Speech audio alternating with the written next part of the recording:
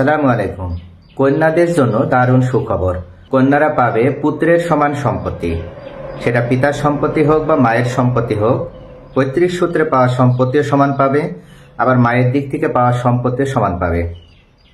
এমত অবস্থায় কন্যারা কি কারণে ভাইয়ের সমান সম্পত্তি পাবে বা মৃত ব্যক্তি রেখে যাওয়া যে সম্পত্তি, সেই সম্পত্তিতে পুত্রের সমান সম্পত্তি পাবে, এই বিষয়টি নিয়ে আজকের আলোচনা থাকবে। তবে পবিত্র কোরআনে কিন্তু মহান রব্বুল আলামিন আল্লাহ পাক যেভাবে ফারাইজ অনুযায়ী সম্পদ বন্টনের কথা বলেছেন, সেই অনুযায়ী যদি সম্পদ বন্টন করা হয় তাহলে কন্যা কখনো পুত্রের সমান সম্পত্তি পাবে না। কেননা কোরআন অনুযায়ী কন্যাদেরকে সম্পত্তি অর্ধেক প্রদান করার কথা বলা হয়েছে। এখানে পিতার দিক থেকে পাওয়া সম্পত্তি হলেও পুত্র যদি পায় 2 ভাগ, কন্যা পাবে 1 ভাগ সম্পত্তি। আবার মায়ের দিক থেকে পাওয়া সম্পত্তি যদি হয়ে থাকে তাহলেও পুত্র পাবে 2 ভাগ সম্পত্তি এবং কন্যা পাবে 1 ভাগ সম্পত্তি। তাহলে কি কারণে বর্তমান এই সিচুয়েশনে কন্যা পুত্রের সমান সম্পত্তি পাবে, এই বিষয়টি নিয়ে আজকে আমি বিস্তারিতভাবে আলোচনা করব। সাধারণত কোরআন অনুযায়ী যখন সম্পত্তি বন্টন করা হতো বা পবিত্র কোরআন যে সময় নাজিল হয়েছিল, সেই সময় থেকে বিগত দিন পর্যন্ত বাংলাদেশ বলে নয়, বিশ্বের বিভিন্ন যে দেশগুলো আছে যেখানে মুসলিম বসবাস করে, তারা সকলেই কিন্তু পবিত্র কোরআনে যেভাবে ফারাইজ বন্টনের কথা বলা হয়েছে তারা সেটাই অনুযায়ী বা সেটার আলোকেই মুসলিম ফারাইজ তারা নিজেদের ভিতরে তারা ফারাইজ বন্টন করে থাকে। তাহলে এখন কি কারণে আমরা কোরআনের বাইরে যে ফারাইজ বন্টন করব? আর যদি আমরা কোরআনের বাইরে যে ফারাইজ বন্টন করি বা সম্পত্তি বন্টন করি, তাহলে সেক্ষেত্রে কি সেটা কোরআনের নির্দেশিত যে আইন বা কোরআন নির্দেশিত যে কথাটা বলা হয়েছে সেটার কি বিপক্ষে চলে যাচ্ছে না? বিষয়টি কিন্তু অত্যন্ত গুরুত্বপূর্ণ একটি বিষয় এবং এটা এমনই একটি গুরুত্বপূর্ণ বিষয় যে কেননা বলা হয়েছে যে পবিত্র কোরআনের কোনো একটি আয়াত যদি কেউ অস্বীকার করে তাহলে সে কাফের হয়ে যায়। এই কারণে পবিত্র কোরআনের সূরা নিসার 11 থেকে 13 নম্বর আয়াতে মহান আল্লাহ পাক যেহেতু মুসলিম সম্প্রদায় বা মুসলিম জনগণের ভিতরে কিভাবে ফারাইজ বন্টন করতে হবে, সম্পত্তি বন্টন করতে হবে, পুত্র কতটুকু পাবে, কন্যা কতটুকু সম্পত্তি পাবে, আরো অন্যান্য যে অংশীদার আছে তারা কে কিভাবে কতটুকু সম্পত্তি পাবে, এই বিষয়ে যেহেতু সুস্পষ্ট দিক নির্দেশনা প্রদান করা হয়েছে, তাহলে কেন এমন কথা আসছে আর এটার যুক্তি কি? আর এটা যদি বাস্তবায়ন করা হয় তাহলে কোরআনের বিরুদ্ধে যে যদি বাস্তবায়ন করা হয় সেক্ষেত্রে সেটা কতটুকু ফলপ্রসূ হবে বা সেটা কতটুকু গ্রহণযোগ্য হবে। সম্প্রতি আমরা বাংলাদেশে বড় 2টি ঘটনার সম্মুখীন হয়েছি, যে বড় 2টি ঘটনাকে ভালো হাইলাইট করা হয়েছে এবং বিভিন্ন মিডিয়াগুলো এই বিষয়গুলো তারা হাইলাইট করেছে। সর্বপ্রথম অভিনেত্রী রুনা খান ও তার ভাই তারা তাদের পৈতৃক সম্পত্তি বা মায়ের দিক থেকে পাওয়া সম্পত্তি সমান ভাগে ভাগ করে নিয়েছে। এক্ষেত্রে রুনা খানের ভাই তারা রুনা খানকে বঞ্চিত করেনি, অর্থাৎ যেভাবে কোরআন অনুযায়ী আছে সেটার বাহিরে যেও তারা নিজেদের ভিতরে সম্পত্তি সমানভাবে বন্টন করে নিয়েছে। অর্থাৎ রুনা খান ও তার ভাই পিতার সম্পত্তি ও মায়ের সম্পত্তি সমান ভাগে ভাগ করে নিয়েছে, এখানে কেউ কাউকে কোনোভাবে কম দেয়নি।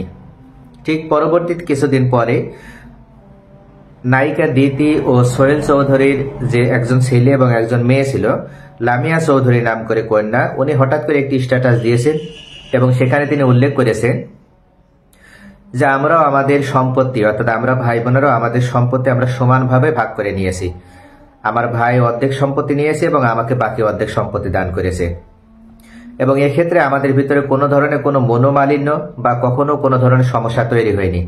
আমার ভাই আন্তরিকতা দেখিয়ে এবং উদারতার মাধ্যমে আমাকে অর্ধেক সম্পত্তি দিয়েছে।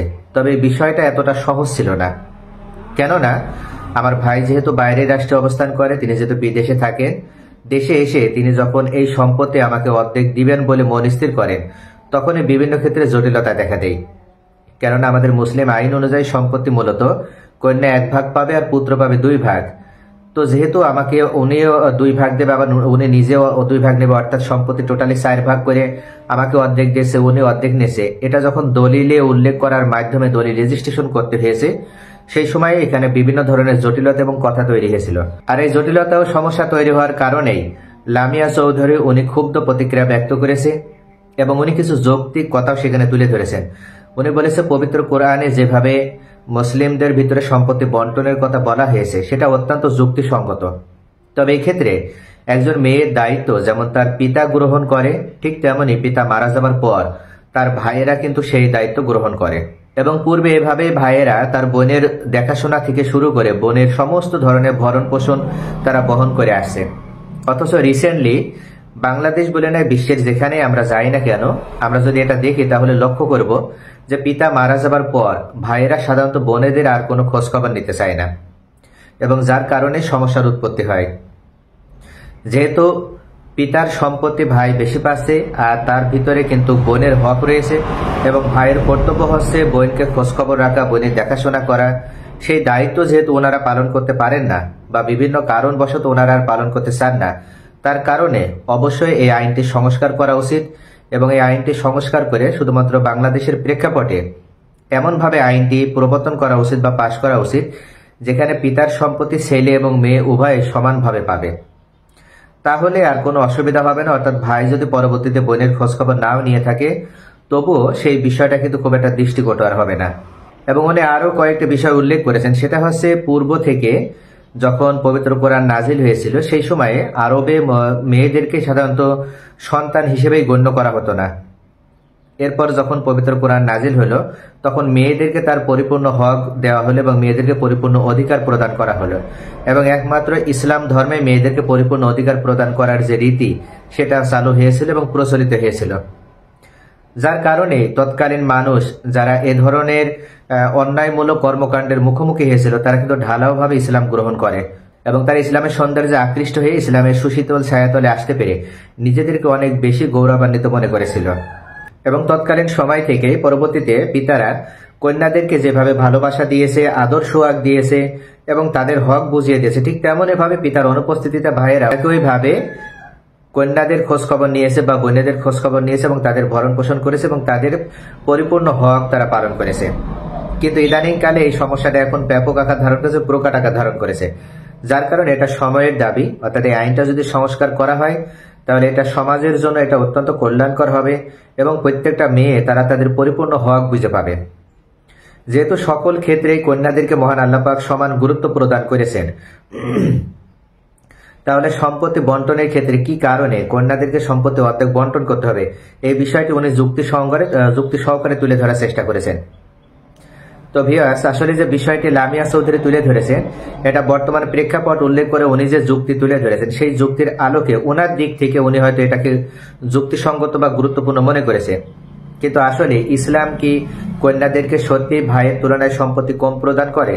যদি বিষয়টি একটু জানাশোনা করার চেষ্টা হয়, একটু যদি সহকারে যদি এটা অ্যানালাইসিস করা হয় বা এটা নিয়ে যদি কেউ গবেষণা করে, তাহলে বুঝতে পারবে যে না, কন্যারা মূলত বর্তমানেও সম্পত্তি অনেক অনেক পরিমাণে বেশি পেয়ে থাকে ভাইয়ের তুলনায় বা পুত্রের তুলনায়। সেটা কিরকম? কারণ হচ্ছে একজন ছেলে যখন বিবাহ করে তখন দেখা যায় বেশিরভাগ ক্ষেত্রে ওই ছেলেটা কিন্তু একটা বেকার মেয়েকে বিবাহ করে, আর উনি বিবাহ করে নিয়ে আসেন যে মেয়েটিকে, সেই মেয়ের কিন্তু নামের পাশে কোনো সম্পত্তি থাকে না। তো এমত অবস্থায় ওই ছেলেটা কিন্তু ঠিকই সেই মেয়েটার সার্বিক ভরণ পোষণ এবং তার ভবিষ্যৎ পর্যন্ত, অর্থাৎ সে বেঁচে থাকা পর্যন্ত তার সমস্ত দিক থেকে নিরাপত্তা প্রদান করে। সে তার পিতার কাছ থেকে সম্পত্তি পাক বা না পাক, স্বামীর কাছে এসে সে কিন্তু একটা সিকিউর ফিল করে। এই দৃষ্টিভঙ্গিটা কিন্তু আপনারা মেয়ের কাছ থেকে পাবেন না। অর্থাৎ মেয়ে যদি কোনো মেয়ে প্রতিষ্ঠিত হয়, সে কিন্তু খুব একটা সহজে বেকার ছেলের প্রতি আকৃষ্টতা দেখায় না, কোনো বেকার ছেলের দায়িত্ব গ্রহণ করতে চায় না। আবার যার কারণে মূলত পুত্রের সম্পত্তি দ্বিগুণ প্রদান করা হলেও দেখা যায় যে কন্যা তার পিতার কাছ থেকে সম্পত্তি লাভ করছে, মায়ের কাছ থেকে সম্পত্তি লাভ করছে, সন্তানের সম্পত্তি লাভ করছে, আবার স্বামীর সম্পত্তি লাভ করছে। অথচ ছেলের নামে যে সম্পত্তি প্রদান করায় ছেলে কিন্তু উল্টো ভাবে, অর্থাৎ সে কিন্তু কোনোভাবে তার স্ত্রীর সম্পত্তি লাভ করার সুযোগ পাচ্ছে না। যার কারণে কিন্তু আবার কিন্তু সমস্ত সংসারের ব্যয় থেকে শুরু করে সার্বিক যে খরচ সেগুলো কিন্তু তাকেই বহন করতে হয়। অর্থাৎ ছেলে মেয়েকে মানুষ করা থেকে শুরু করে তাদের লেখাপড়া শেখানো, তাদের বিবাহ দেওয়া এবং আত্মীয়তার সম্পর্ক রক্ষা করা, সার্বিক দায় দায়িত্ব একজন ছেলেকেই গ্রহণ করতে হয়। যার কারণে সার্বিক দিক বিবেচনা যদি করা হয় তাহলে দেখা যাবে যে ছেলের তুলনায় একজন মেয়ে কিন্তু ফারাইজ অনুযায়ী বেশি সম্পত্তি পেয়ে থাকে। তাহলে লামিয়া চৌধুরী যে দিক থেকে বলেছে উনি দৃষ্টিভঙ্গি যেটা সেটা তুলে ধরেছেন, কিন্তু আসলে ইসলামিক স্কলার যারা আছে, যারা কোরআন গবেষণা করেন, তারা বিষয়টি ভালোভাবে বুঝিয়ে দিতে পারবেন যে পবিত্র কোরআনে কোনোভাবেই কিন্তু মেয়েদেরকে বঞ্চিত করা হয়নি, বরং মেয়েদেরকে বিভিন্ন দিক থেকে সম্পত্তি পাওয়ার যে অধিকার প্রদান করা হয়েছে তা অন্য কোনো ধর্মে কখনো প্রদান করা হয়নি। তাহলে ভিউয়ার্স আশা করে বুঝতে পারছেন যে লামিয়া চৌধুরীর এই দাবিটা অযৌক্তিক এবং উনি যে যুক্তি দেখানোর মাধ্যমে এই বিষয়টি তুলে ধরার চেষ্টা করেছেন সেটা আসলে কোনোভাবেই গ্রহণযোগ্য নয়।